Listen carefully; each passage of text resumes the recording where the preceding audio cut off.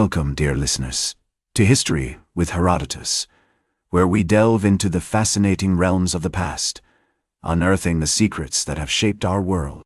Today, we embark on a journey to explore one of the most pivotal battles in medieval history, the Battle of Agincourt. This iconic clash of arms, which took place on October 25, 1415, has become an enduring symbol of English valor and French pride. As we begin our examination of this legendary battle, let us first set the stage by venturing into the earliest history of Agincourt, tracing the precursors that led to this fateful day.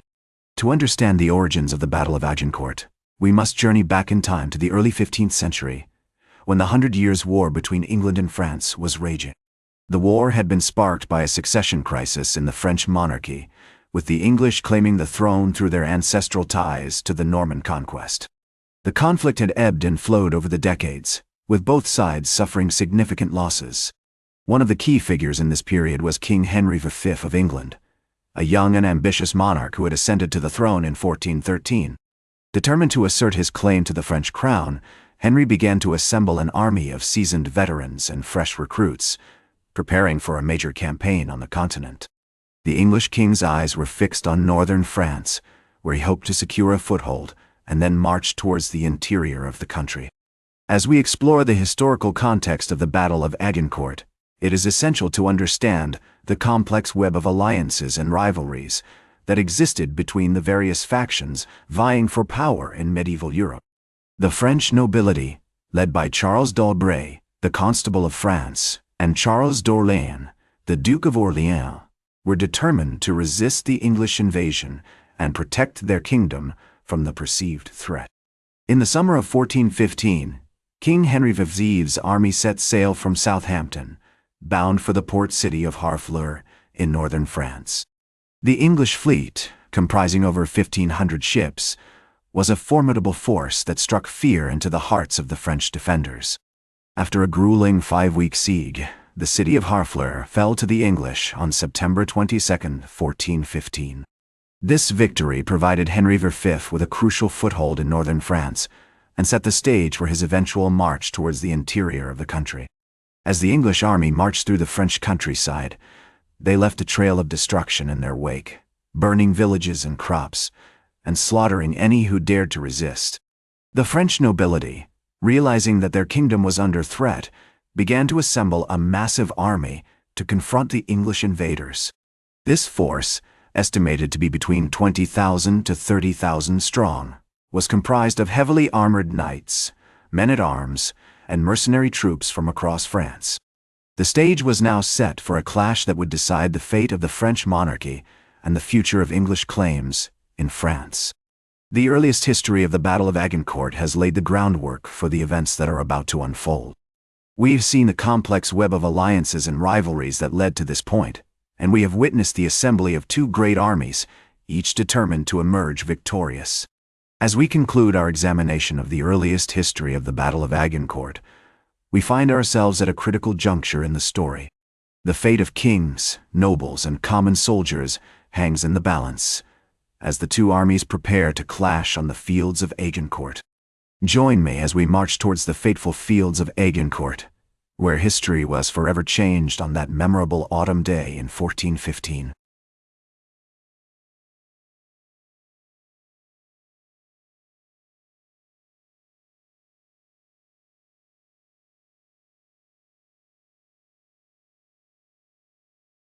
Welcome back to History with Herodotus, where we are exploring one of the most pivotal battles in medieval history, the Battle of Agincourt. As the English army marched through the French countryside, they found themselves facing a formidable foe, the heavily armored knights and men-at-arms of the French nobility. The French army, estimated to be between 20,000 to 30,000 strong, was led by Charles d'Albret, the Constable of France, and Charles d'Orléans, the Duke of Orleans. Despite being outnumbered, King Henry V's army, comprising around 6,000 to 9,000 men, was well-trained, well-disciplined, and determined to emerge victorious. The English army took up a defensive position near the village of Agincourt, with their backs to the woods and their front protected by a series of muddy pits and ditches. The French army, confident in their numerical superiority, charged forward in a series of disorganized attacks, only to be met by a hail of arrows from the English longbowmen. The English archers, deployed on the flanks of the army, unleashed a withering barrage of arrows that cut down the French knights and men-at-arms with devastating effect. The muddy terrain also played a significant role in the battle, as the heavy armor of the French knights became bogged down in the mud, making it difficult for them to move or fight effectively. The English, on the other hand, were lightly armored and highly mobile, allowing them to exploit the weaknesses in the French lines. As the battle raged on, the French army began to falter, and the English took advantage of their momentum to launch a series of decisive counterattacks. One of the most significant factors that contributed to the English victory was the use of the longbow. The English archers, with their powerful bows and arrows, were able to inflict heavy casualties on the French knights and men-at-arms, who were largely unprotected by armor. The longbow also allowed the English to attack from a distance, avoiding the close combat that favored the heavily armored French. The bravery and cunning of King Henry V's army were also crucial factors in their victory. Despite being outnumbered, the English fought with discipline and determination, using their superior tactics and training to outmaneuver the French. The English king himself played a key role in the battle, rallying his troops and leading by example. As the day drew to a close, the French army was in full retreat, leaving behind thousands of dead and wounded. The English, on the other hand, had emerged victorious, with relatively light casualties. The Battle of Agincourt was a crushing defeat for the French nobility, and it marked a significant turning point in the 100 Years' War. In the aftermath of the battle, King Henry V's reputation as a military leader was cemented, and he became known as one of the greatest kings in English history. The Battle of Agincourt also had far-reaching consequences for the French monarchy, leading to a period of instability and power struggles that would eventually contribute to the end of the 100 Years' War. As we conclude our examination of the pivotal events surrounding the Battle of Agincourt, we find ourselves at the height of King Henry V's power and influence. The bravery and cunning of his army have been put to the ultimate test, and they have emerged victorious against overwhelming odds. Join me as we reflect on the significance of this iconic battle and its enduring impact on the course of human events. Welcome back to History with Herodotus, where we are exploring one of the most pivotal battles in medieval history, the Battle of Agincourt. The aftermath of the battle saw a significant shift in the balance of power between England and France. The crushing defeat of the French nobility led to a period of instability and power struggles that would eventually contribute to the end of the 100 Years' War. The English, on the other hand, emerged from the battle with renewed confidence and a sense of invincibility. King Henry V's reputation as a military leader was cemented, and he became known as one of the greatest kings in English history. One of the most significant legacies of the Battle of Agincourt is the impact it had on the development of warfare. The use of the longbow by the English archers revolutionized the way armies fought on the battlefield. The longbow's range and accuracy made it a game-changer, allowing armies to attack from a distance and avoid close combat. This innovation would go on to influence the course of warfare for centuries to come. The Battle of Agincourt also had a profound impact on the social and cultural landscape of medieval Europe. The defeat of the French nobility led to a decline in the feudal system, as the power of the nobles was gradually eroded by the rising middle class. The battle also marked a turning point in the rise of nationalism, as the English began to see themselves as a distinct nation with their own identity and interests.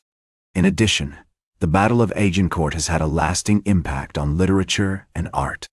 William Shakespeare's play Henry V is one of the most famous works of literature to emerge from the battle, and it continues to be performed and studied to this day. The battle has also been immortalized in countless works of art, from paintings to sculptures, and it remains one of the most iconic and enduring images of medieval warfare.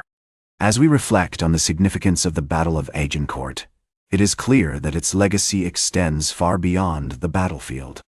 The bravery and cunning of King Henry VI's army have become legendary, and their victory against overwhelming odds continues to inspire people to this day. The battle's impact on the development of warfare, social and cultural landscape, and literature and art has been profound, and it remains one of the most important and influential events in medieval history. As the English historian John Keegan once said, the Battle of Agincourt was a triumph of the human spirit, a demonstration that even in the darkest of times, courage, discipline, and determination can lead to victory against overwhelming odds. These words capture the essence of the Battle of Agincourt's legacy, and they remind us that this iconic battle continues to shape our understanding of medieval history today. In conclusion, the Battle of Agincourt was a pivotal moment in medieval history, and its legacy continues to be felt to this day. From the development of warfare to the rise of nationalism, the battle's impact has been profound and far-reaching. As we continue to study and reflect on this iconic battle, we are reminded of the power of human courage and determination, and the enduring importance of understanding our shared history. Join me next time as we explore more fascinating stories from the annals of history. That's all for today's History with Herodotus. Remember to like, share, and subscribe. And until next time, remember that to understand the present, we must first understand the past.